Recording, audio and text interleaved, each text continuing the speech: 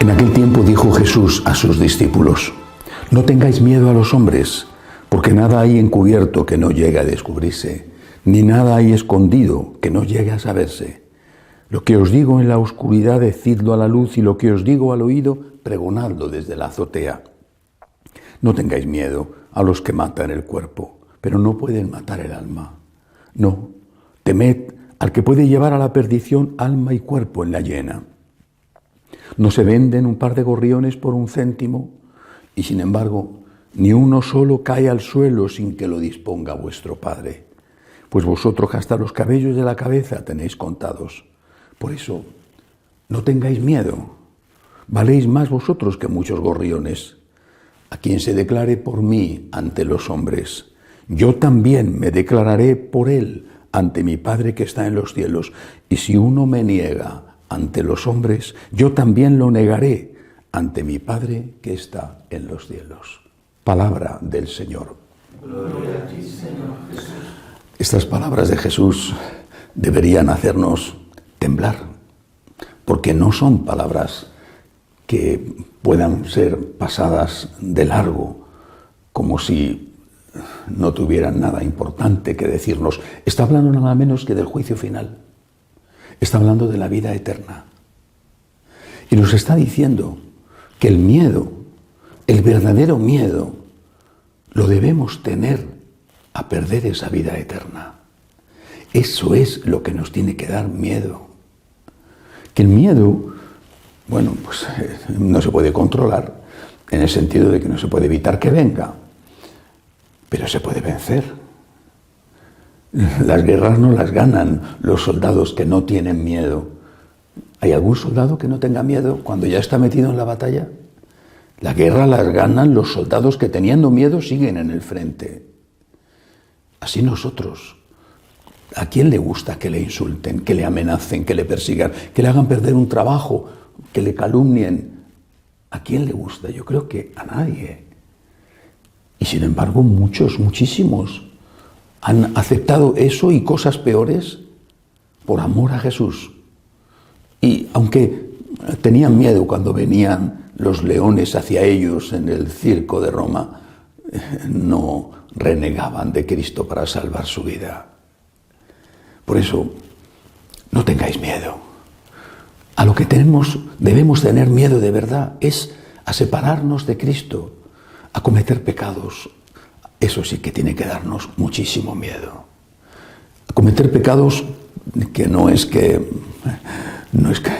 muchas veces nos obliguen a cometerlos, sino que somos nosotros mismos los que los cometemos, ¿verdad? Y caemos en la tentación. Eso tiene que darnos mucho miedo. No estar en gracia, tiene que darnos pavor. Pero no solo por el infierno, que también, sino por la ofensa inferida a Dios, que tanto nos ama. Ten miedo al pecado. Ten miedo a hacer daño a Cristo. Ten miedo a hacer daño a tu prójimo. Y ten miedo a no estar con Dios en el cielo cuando llegue la hora de la muerte. Pero el Señor nos dice que hay un camino. Por supuesto, el camino es la caridad.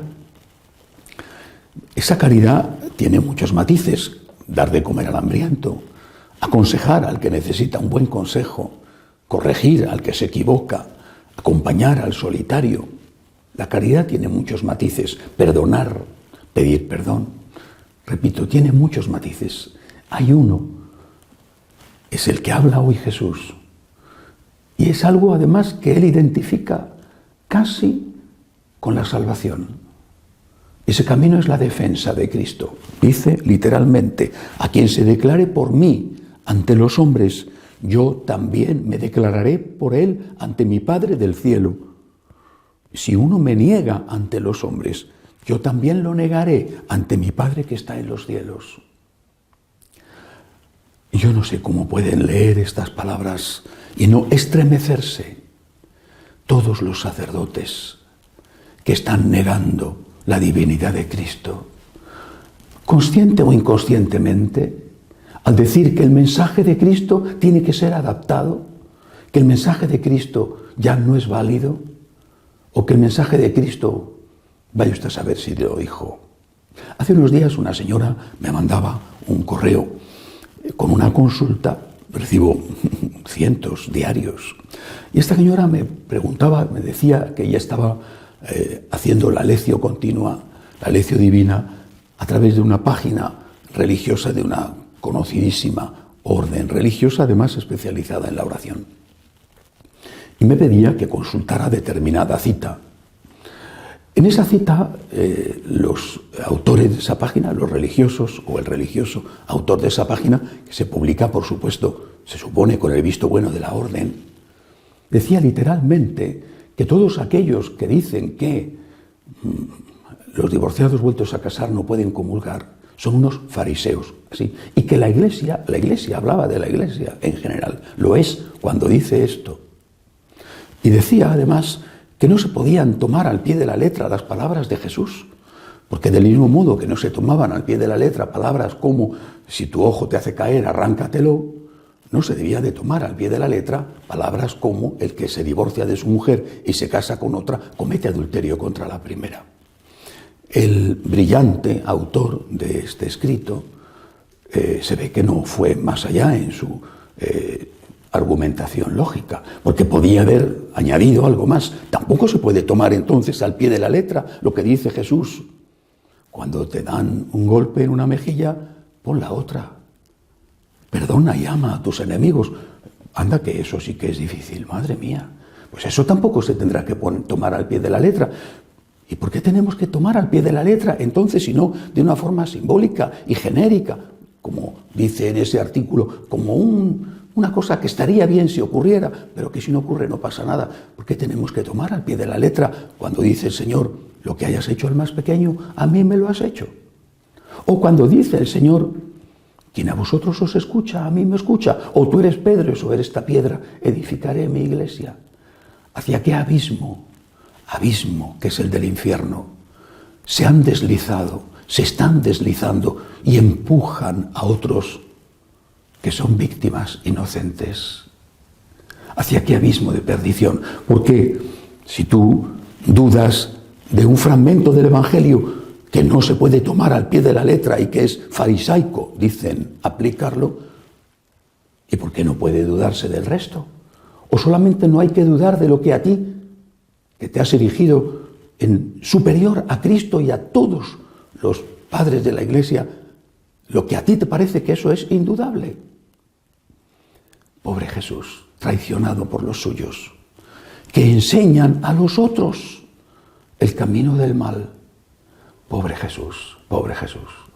Por eso dice, a quien se declare por mí ante los hombres, yo me declararé por él ante mi Padre del cielo. Y a quien me niegue ante los hombres, yo también lo negaré. Deberían estremecerse de miedo, porque esto es muy serio. Claro, para eso tendrían que creer en el cielo, en el infierno, en el juicio. Tendrían que creer en Dios. Tendrían que creer, en definitiva, que Cristo es Dios, que resucitó, que hay vida eterna, y ahí es donde está el problema. Han perdido la fe, han perdido al menos la fe católica, y no sé si les queda algo de otro tipo de fe. Hay que decirlo así abiertamente, porque Cristo es Dios, y tenemos que confesarle delante de los hombres, tenemos que confesarle sin violencia, sin agresiones, pero con valentía. Al que se declare por mí delante de los hombres, yo me declararé por él delante de mi Padre del cielo.